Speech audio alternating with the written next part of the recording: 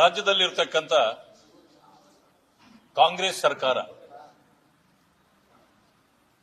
ಗ್ಯಾರಂಟಿಗಳನ್ನ ತಲೆ ಮೇಲಿಟ್ಟುಕೊಂಡು ಆ ಭಾರವನ್ನ ಇಳಿಸಿಕೊಳ್ಳಲಿಕ್ಕೆ ಆಗದೆ ಕೇವಲ ಪ್ರತಿಯೊಂದರ ದರ ಏರಿಕೆಯಲ್ಲಿ ತೊಡಗಿದೆ. ಇವತ್ತು ಮೆಟ್ರೋ ದರವನ್ನು ಕೂಡ ಏರಿಸಿದೆ. ಹಾಲಿನ ಮೇಲೆ ಏರಿಸಿ ಆಯ್ತು, ಸ್ಟ್ಯಾಂಪ್ ಡ್ಯೂಟಿ ಮೇಲೆ ಹಾಕಿದ್ದಾಯ್ತು, ಪೆಟ್ರೋಲ್ ಡೀಸೆಲ್ ಎಲ್ಲವನ್ನೂ ಏರಿಸಿ ಆಯ್ತು, ದವಸ ಧಾನ್ಯಗಳು ಗಗನಕ್ಕೇರಿದೆ. ಇಷ್ಟೆಲ್ಲ ಆದರೂ ಕೂಡ ಈಗ ಯಾವುದಕ್ಕೆ ದರ ಏರಿಕೆ ಮಾಡಬೇಕು ಅನ್ನೋದ್ರಲ್ಲಿ ಈಗ ಬಿಸಿ ಇದ್ದಾರೆ ಅವರು. ಯಾಕಂದ್ರೆ ಇನ್ಯಾವುದು ಉಳಿದಿಲ್ಲ, ಎಲ್ಲಿಂದ ಈ ಭಾರ ಇಳಿಸ್ಕೊಳ್ಳೋದು ಅಂತೇಳಿ ಬಹುಶಃ ಈ ಭಾರವನ್ನೇ ಬಿಸಾಕಿ ಹೋಗುವಂತ ಪರಿಸ್ಥಿತಿ ಇದೆ. ನಿನ್ನೆ ಮಾನ್ಯ ಶಾಸಕರಾಗಿರ್ತಕ್ಕಂಥ ಹರಿಪ್ರಸಾದ್ ರವರು ನಿನ್ನೆ ಸ್ಟೇಟ್ಮೆಂಟ್ ಮಾಡಿದ್ದಾರೆ, ಇನ್ನು ಈ ಗ್ಯಾರಂಟಿಗಳು ಸಾಕು, ಡೆವಲಪ್ಮೆಂಟ್ ಬಗ್ಗೆ ಗಮನ ಕೊಡಿ ಅಂತೇಳಿ ಅವರೇ ಅವರ ಸರ್ಕಾರವನ್ನು ಒತ್ತಾಯ ಮಾಡಿದ್ದಾರೆ.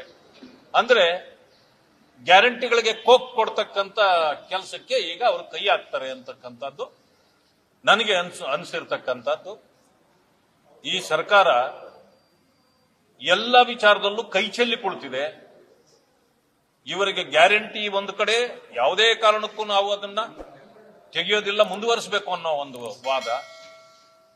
ಎರಡನೇ ಕಡೆಯಲ್ಲಿ ಬೆಲೆ ಏರಿಕೆ ಜನರ ಮೇಲೆ, ಈ ಜನರ ತಲೆ ಬೋಳಿಸ್ತಕ್ಕಂಥ ಕೆಲಸವನ್ನ ಈ ಸರ್ಕಾರ ಮಾಡ್ತಾ ಇದೆ. ರಾಜ್ಯಪಾಲರು ನಮ್ಮ ಸಿಲಿ ರೀಸನ್ಗೋಸ್ಕರ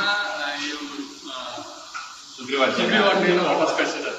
ನಮ್ಮ ಸರ್ಕಾರಕ್ಕೆ ಎಲ್ಲಿ ಒಳ್ಳೆ ಹೆಸರು ಬಂದ್ಬಿಡುತ್ತೆ ಅನ್ನೋ ಕಾರಣಕ್ಕೆ ವಾಪಸ್ ಕಳಿಸಿ ಈ ವಿಚಾರ ಅಲ್ಲ. ಸಿಲ್ಲಿ ಪೀಪಲ್ ಸ್ಟಾರ್ಟ್ ಸಿಲ್ಲಿ ಥಿಂಗ್ಸ್ ಓನ್ಲಿ. ಉಗ್ರಪ್ಪ ಅವ್ರಿಗೆ ಈ ಸರ್ಕಾರ ಆಗ್ಲೇ ಹೆಚ್ಚು ಕಡಿಮೆ ಸ್ಮಶಾನ ಸೇರುವಂತ ಪರಿಸ್ಥಿತಿ ಬಂದಿದೆ. ಈ ಸರ್ಕಾರಕ್ಕಿನ್ನು ಕೆಟ್ಟ ಹೆಸರು ಎಷ್ಟರವರೆಗೆ ಹೋಗಿದೆ ಅಂದ್ರೆ 99% ಹೋಗಿದೆ. ಒಳ್ಳೆ ಹೆಸರಲ್ಲಿ ಬಂದ್ಬಿಡ್ತದೆ ಇವರಿಗೆ. ಮಾನ್ಯ ರಾಜ್ಯಪಾಲರಿಗೆ ಈ ಫೈನಾನ್ಸ್ ವಿಚಾರದಲ್ಲಿ ಅಥವಾ ಯಾರು ಈ ಮೈಕ್ರೋ ಫೈನಾನ್ಸ್ ಮಾಡ್ತಾರೋ ಅವ್ರಿಗೂ ಇವ್ರಿಗೇನ್ ಸಂಬಂಧ ಇರುತ್ತೆ? ಈ ಸರ್ಕಾರ ಗವರ್ನರ್ ಅವರು ಇದನ್ನು ಒಪ್ಪದೇ ಇರಲಿ, ನೋಡಿ ಬಹಳ ಕಾಲದಿಂದ ನಾವು ಹೋರಾಟ ಮಾಡ್ತಾ ಇದ್ದೀವಿ, ಇದರ ಬಗ್ಗೆ ಕ್ರಮ ತೆಗೆದುಕೊಳ್ಳಿ ಅಂತೇಳಿ. ಇವತ್ತಿನವರೆಗೆ ಕ್ರಮ ಜರುಗಿಸಲಿಕ್ಕೆ ಅವ್ರಿಗೆ ಆಗ್ಲಿಲ್ಲ. ಈಗೇನ್ ಮಾಡಿದ್ದಾರೆ, 10 ವರ್ಷಗಳ ಕಾಲ ಶಿಕ್ಷೆ, 10 ವರ್ಷಗಳ ಶಿಕ್ಷೆಯನ್ನ ಅದರಲ್ಲಿ ನಮೂದು ಮಾಡಿ ಕಳಿಸಿದ್ದಾರೆ. ಆದ್ರಿಂದ ಇಂಥ ತೀರ್ಮಾನಗಳನ್ನು ತೆಗೆದುಕೊಳ್ಬೇಕಾದ್ರೆ ಅದು ಸದನದಲ್ಲಿ ಚರ್ಚೆ ಆಗಬೇಕು. ಸದನದಲ್ಲಿ ಏನೂ ಚರ್ಚೆ ಆಗದೆ ನೀವು ಇಷ್ಟಾನುಸಾರ ಮಾಡೋದಿದೆಯಲ್ಲ, ಇದು ಕಾನೂನು ಬಾಹಿರ ಕೂಡ, ಅಸಂವಿಧಾನಿಕ ಕೂಡ. ಆ ಕಾರಣದಿಂದ ಅವರು ವಾಪಸ್ ಕಳಿಸಿದ್ದಾರೆ. ಅದಕ್ಕೆ ಉತ್ತರ ಕೊಡಿ. ಯಾರು ಮೈಕ್ರೋ ಫೈನಾನ್ಸ್ ಮಾಡುವಂತವರ ಜೊತೆಯಲ್ಲಿ ಸಂಬಂಧ ಇರೋದು ನಿಮ್ಮ ಕಾಂಗ್ರೆಸ್ ಸರ್ಕಾರಕ್ಕೆ ಹೊರತು ಗವರ್ನರ್ಗಲ್ಲ. ಇಂತಹ ಕ್ಷುಲ್ಲಕ ಹೇಳಿಕೆಗಳನ್ನು ಕೊಡೋದು ಮೊದಲು ನಿಲ್ಲಿಸ್ರಿ. ಪಾಪ ನಿಮಗೆಲ್ಲೇ ಅರ್ಥ ಆಗುತ್ತೆ ಯಾವ ಕಾನೂನು. ನೀವು ಮಾನ್ಯ ಉಗ್ರಪ್ಪನವರು, ಈ ಸಂಡೇ ಲಾಯರ್ ಅವರು, ಮಾನ್ಯ ಮುಖ್ಯಮಂತ್ರಿಗಳಾಗಿರ್ತಕ್ಕಂಥ ಸಿದ್ದರಾಮಯ್ಯನವರು ಬಡ್ಜೆಟ್ ಸಂದರ್ಭ ಬಂದಾಗ ಅಂಕಿಅಂಶಗಳು ಕೊಡ್ತಾರಲ್ಲ ಅದು, ಮತ್ತೆ ಉಗ್ರಪ್ಪನವರು ಎಲ್ಲೇ ಕೊಡ್ತು ಈ ಕಾನೂನಿನ ಬಗ್ಗೆ ಮಾತಾಡುವಾಗ ಸೆಕ್ಷನ್ಗಳು ಹೇಳ್ತಾರಲ್ಲ, ಇಂಥವುಗಳನ್ನು ಇವು ಯಾರಿಗೂ ಕರ್ನಾಟಕದಲ್ಲಿ ಅರ್ಥ ಆಗಲ್ಲ. ಯಾಕೆಂದ್ರೆ ಒಂದಕ್ಕೊಂದು ತಾಳೆ ಇರಲ್ಲ, ಅನೇಕರಿಗೆ ಅಂಕಿಅಂಶ ಗೊತ್ತಿರಲ್ಲ. ಅದಕ್ಕೆ ಬಡ್ಜೆಟ್ ನಲ್ಲಿ ಏನು ಮಾತಾಡಿದ್ರು ಕೂಡ ಮತ್ತೆ ಹೇಳಿದಾಗ ಅವ್ರಿಗೆ ಹೌದಾ ಇಲ್ಲ ಅನ್ನೋದು ಜನರಿಗೆ ಗೊತ್ತಾಗಲ್ಲ. ಅದರಿಂದ ಸುಳ್ಳು ಹೇಳ್ಬಹುದು. ಎಲ್ಲರೂ ಕೂಡ ಲಾಯರ್ಗಳಲ್ಲ. ಅದಕ್ಕೆ ಮಾನ್ಯ ಉಗ್ರಪ್ಪನವರು ಏನು ಹೇಳ್ತಾರೋ ಅದೇ ನ್ಯಾಯ, ಅದೇ ಸೆಕ್ಷನ್, ಅದು ಜನರಿಗೆ ಅರ್ಥ ಆಗಲ್ಲ. ಈ ಕಾರಣಕ್ಕೆ ಅವರು ಕೂಡ ಎಷ್ಟು ಬೇಕೋ ಸುಳ್ಳು ಹೇಳ್ತಾರೆ. ಇದು ಇವರ ತತ್ವಗಳು. ಆದ್ದರಿಂದಾಗಿ ಗವರ್ನರ್ ಮೇಲೆ ನೀವು ಗೂಬೆ ಕೂರಿಸೋದನ್ನು ಬಿಡಿ. ನೀವು ಅದನ್ನ ಚರ್ಚೆ ಮಾಡ್ಬೇಕಂತಂದ್ರೆ, ಅದಕ್ಕೆ ಕಾನೂನು ರೂಪಿಸ್ಬೇಕಂದ್ರೆ ನೀವು ಈಗ ಮುಂದಿನ ಏನು ಸದನ ಇದು ನಡೀತದೆ ಅದರಲ್ಲಿ ಮಂಡಿಸಿ. ಯಾರು ಬೇಡ ಅಂದ್ರು? ಈಗಾಗಲೇ ಡೆಲ್ಲಿ ಚುನಾವಣೆ ಬಂದಿದೆ, ಅದರ ರಿಸಲ್ಟ್ ಕೂಡ ಎಲ್ಲರಿಗೂ ಗೊತ್ತಾಗಿದೆ. ಈಗ ನಾನು ಗಮನಿಸಿದ್ದು, ನಿನ್ನೆಯಿಂದ ಸೋಷಿಯಲ್ ಮೀಡಿಯಾಗಳಲ್ಲಿ ನೋಡ್ತಾ ಇದ್ದೀನಿ,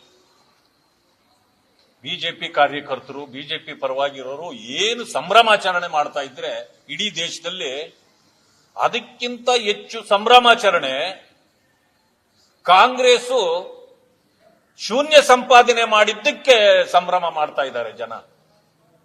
ಅಂದ್ರೆ ಇದರಿಂದ ನನಗೇನು ಗೊತ್ತಾಗತ್ತೆ ಅಂದ್ರೆ, ಮಹಾತ್ಮ ಗಾಂಧಿಯವರು ಕಾಂಗ್ರೆಸ್ ನಾಯಕರಿಗೆ ಏನು ಹೇಳಿದ್ರು, ವಿಸರ್ಜನೆ ಮಾಡಿಬಿಡಿ, ಇದು ರಾಜಕೀಯಕ್ಕಾಗಿ ನೀವು ಯಾವುದಾದ್ರೂ ಹೆಸರಿಟ್ಕೊಳ್ಳಿ, ಕಾಂಗ್ರೆಸ್ ಸ್ವತಂತ್ರ ಹೋರಾಟಕ್ಕಾಗಿ ಮಾತ್ರ ಕಟ್ಟಿದ ಸಂಸ್ಥೆ, ಇದನ್ನ ರಾಜಕೀಯ ಪಕ್ಷವಾಗಿ ಮುಂದುವರಿಸೋದು ಬೇಡ ಅಂತ ಹೇಳಿದ್ರಲ್ಲ.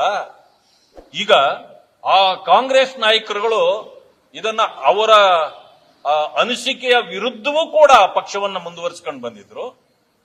ಈಗ ಜನರಿಗೆ ಅವರ ಗಾಂಧೀಜಿಯವರ ಮಾತನ್ನ ನೆರವೇರಿಸಿಕೊಡ್ಬೇಕು ಅನ್ನೋದು ಜನರಿಗೆ ಈಗ ಪ್ರೇರಣೆ ಆಗಿದೆ. ಆ ಪ್ರೇರಣೆಯ ಕಾರಣದಿಂದ ಎಲ್ಲಾ ಕಡೆಯಲ್ಲೂ ಶೂನ್ಯ ಸಂಪಾದನೆ ಕೊಡ್ತಕ್ಕಂಥದ್ದು ಕಾಂಗ್ರೆಸ್ಗೆ ಮಾಡಿದ್ದಾರೆ. ಇದರಿಂದ ಬಹುಶಃ ಈಗ ಮುಂದಿನ ಚುನಾವಣೆಗಳಲ್ಲಿ ಇದು ಇನ್ನು ಸಂಪೂರ್ಣವಾಗಿ ಮುಂದುವರಿಯುತ್ತದೆ. 3 ರಾಜ್ಯಗಳಲ್ಲಿ ಬರೀ ಕೇವಲ ಅವರ ಅಸ್ತಿತ್ವ ಇದೆ. ಮುಂದಿನ ಬರ್ತಕ್ಕಂಥ ಸಂದರ್ಭಕ್ಕೆ ಆ 3 ಕೂಡ ಅಸ್ತಿತ್ವವನ್ನು ಕಳ್ಕೊಂಡಿರ್ತದೆ. ಆಗ ಇಡೀ ದೇಶದಲ್ಲಿ ಕಾಂಗ್ರೆಸ್ ಶೂನ್ಯವಾಗಿರ್ತದೆ. ಮಹಾತ್ಮ ಗಾಂಧಿಯವರ ಆ ಮಾತು ನೆರವೇರ್ತದೆ ಅಂತಕ್ಕಂಥ ಮಾತನ್ನು ನಾನು ಹೇಳಲಿಕ್ಕೆ ಬಯಸ್ತೇನೆ. ಈ ಕಾನೂನಿನ ಬಗ್ಗೆ ಮಾತಾಡುವಾಗ ಸೆಕ್ಷನ್ಗಳು ಹೇಳ್ತಾರಲ್ಲ, ಇಂಥವುಗಳನ್ನು ಇವು ಯಾರಿಗೂ ಕರ್ನಾಟಕದಲ್ಲಿ ಅರ್ಥ ಆಗಲ್ಲ. ಯಾಕೆಂದ್ರೆ ಒಂದಕ್ಕೊಂದು ತಾಳೆ ಇರಲ್ಲ, ಅನೇಕರಿಗೆ ಅಂಕಿಅಂಶ ಗೊತ್ತಿರಲ್ಲ. ಅದಕ್ಕೆ ಬಜೆಟ್ ನಲ್ಲಿ ಏನು ಮಾತಾಡಿದ್ರು ಕೂಡ ಮತ್ತೆ ಹೇಳಿದಾಗ ಅವ್ರಿಗೆ ಹೌದಾ ಇಲ್ಲ ಅನ್ನೋದು ಜನರಿಗೆ ಗೊತ್ತಾಗಲ್ಲ. ಅದರಿಂದ ಸುಳ್ಳು ಹೇಳ್ಬಹುದು. ಎಲ್ಲರೂ ಕೂಡ ಲಾಯರ್ಗಳಲ್ಲ. ಅದಕ್ಕೆ ಮೊನ್ನೆ ಉಗ್ರಪ್ಪನವರು ಏನು ಹೇಳ್ತಾರೋ ಅದೇ ನ್ಯಾಯ, ಅದೇ ಸೆಕ್ಷನ್, ಅದು ಜನರಿಗೆ ಅರ್ಥ ಆಗಲ್ಲ. ಈ ಕಾರಣಕ್ಕೆ ಅವರು ಕೂಡ ಎಷ್ಟು ಬೇಕೋ ಸುಳ್ಳು ಹೇಳ್ತಾರೆ. ಇದು ಇವರ ತತ್ವಗಳು. ಆದ್ದರಿಂದಾಗಿ ಗವರ್ನರ್ ಮೇಲೆ ನೀವು ಗೂಬೆ ಕೂರಿಸೋದನ್ನು ಬಿಡಿ, ನೀವು ಅದನ್ನ ಚರ್ಚೆ ಮಾಡ್ಬೇಕಂತಂದ್ರೆ, ಅದಕ್ಕೆ ಕಾನೂನು ರೂಪಿಸ್ಬೇಕಂದ್ರೆ ನೀವು ಈಗ ಮುಂದಿನ ಏನು ಸದನ ಇದು ನಡೀತದೆ ಅದರಲ್ಲಿ ಮಂಡಿಸಿ. ಯಾರು ಬೇಡ ಅಂದ್ರು? ಈಗಾಗಲೇ ಡೆಲ್ಲಿ ಚುನಾವಣೆ ಬಂದಿದೆ, ಅದರ ರಿಸಲ್ಟ್ ಕೂಡ ಎಲ್ಲರಿಗೂ ಗೊತ್ತಾಗಿದೆ. ಈಗ ನಾನು ಗಮನಿಸಿದ್ದು, ನಿನ್ನೆಯಿಂದ ಸೋಷಿಯಲ್ ಮೀಡಿಯಾಗಳಲ್ಲಿ ನೋಡ್ತಾ ಇದ್ದೀನಿ, ಬಿಜೆಪಿ ಕಾರ್ಯಕರ್ತರು, ಬಿಜೆಪಿ ಪರವಾಗಿರೋರು ಏನು ಸಂಭ್ರಮಾಚರಣೆ ಮಾಡ್ತಾ ಇದ್ರೆ ಇಡೀ ದೇಶದಲ್ಲಿ, ಅದಕ್ಕಿಂತ ಹೆಚ್ಚು ಸಂಭ್ರಮಾಚರಣೆ ಕಾಂಗ್ರೆಸ್ ಶೂನ್ಯ ಸಂಪಾದನೆ ಮಾಡಿದ್ದಕ್ಕೆ ಸಂಭ್ರಮ ಮಾಡ್ತಾ ಇದ್ದಾರೆ ಜನ. ಅಂದ್ರೆ ಇದರಿಂದ ನನಗೇನು ಗೊತ್ತಾಗತ್ತೆ ಅಂದ್ರೆ, ಮಹಾತ್ಮ ಗಾಂಧಿಯವರು ಕಾಂಗ್ರೆಸ್ ನಾಯಕರಿಗೆ ಏನು ಹೇಳಿದ್ರು, ವಿಸರ್ಜನೆ ಮಾಡಿಬಿಡಿ, ಇದು ರಾಜಕೀಯಕ್ಕಾಗಿ ನೀವು ಯಾವುದಾದ್ರೂ ಹೆಸರಿಟ್ಕೊಳ್ಳಿ, ಕಾಂಗ್ರೆಸ್ ಸ್ವತಂತ್ರ ಹೋರಾಟಕ್ಕಾಗಿ ಮಾತ್ರ ಕಟ್ಟಿದ ಸಂಸ್ಥೆ, ಇದನ್ನ ರಾಜಕೀಯ ಪಕ್ಷವಾಗಿ ಮುಂದುವರಿಸೋದು ಬೇಡ ಅಂತ ಹೇಳಿದ್ರಲ್ಲ. ಈಗ ಆ ಕಾಂಗ್ರೆಸ್ ನಾಯಕರುಗಳು ಇದನ್ನ ಅವರ ಅನಿಸಿಕೆಯ ವಿರುದ್ಧವೂ ಕೂಡ ಪಕ್ಷವನ್ನ ಮುಂದುವರಿಸಿಕೊಂಡು ಬಂದಿದ್ರು. ಈಗ ಜನರಿಗೆ ಅವರ ಗಾಂಧೀಜಿಯವರ ಮಾತನ್ನ ನೆರವೇರಿಸಿಕೊಡ್ಬೇಕು ಅನ್ನೋದು ಜನರಿಗೆ ಈಗ ಪ್ರೇರಣೆ ಆಗಿದೆ. ಆ ಪ್ರೇರಣೆಯ ಕಾರಣದಿಂದ ಎಲ್ಲಾ ಕಡೆಯಲ್ಲೂ ಶೂನ್ಯ ಸಂಪಾದನೆ ಕೊಡ್ತಕ್ಕಂಥದ್ದು ಕಾಂಗ್ರೆಸ್ಗೆ ಮಾಡಿದ್ದಾರೆ. ಇದರಿಂದ ಬಹುಶಃ ಈಗ ಮುಂದಿನ ಚುನಾವಣೆಗಳಲ್ಲಿ ಇದು ಇನ್ನು ಸಂಪೂರ್ಣವಾಗಿ ಮುಂದುವರಿಯುತ್ತದೆ. 3 ರಾಜ್ಯಗಳಲ್ಲಿ ಬರೀ ಕೇವಲ ಅವರ ಅಸ್ತಿತ್ವ ಇದೆ. ಮುಂದಿನ ಬರ್ತಕ್ಕಂಥ ಸಂದರ್ಭಕ್ಕೆ ಆ ಮೂರೂ ಕೂಡ ಅಸ್ತಿತ್ವವನ್ನು ಕಳ್ಕೊಂಡಿರ್ತದೆ. ಆಗ ಇಡೀ ದೇಶದಲ್ಲಿ ಕಾಂಗ್ರೆಸ್ ಶೂನ್ಯವಾಗಿರ್ತದೆ. ಮಹಾತ್ಮ ಗಾಂಧಿಯವರ ಆ ಮಾತು ನೆರವೇರ್ತದೆ ಅಂತಕ್ಕಂಥ ಮಾತನ್ನು ನಾನು ಹೇಳಲಿಕ್ಕೆ ಬಯಸ್ತೇನೆ.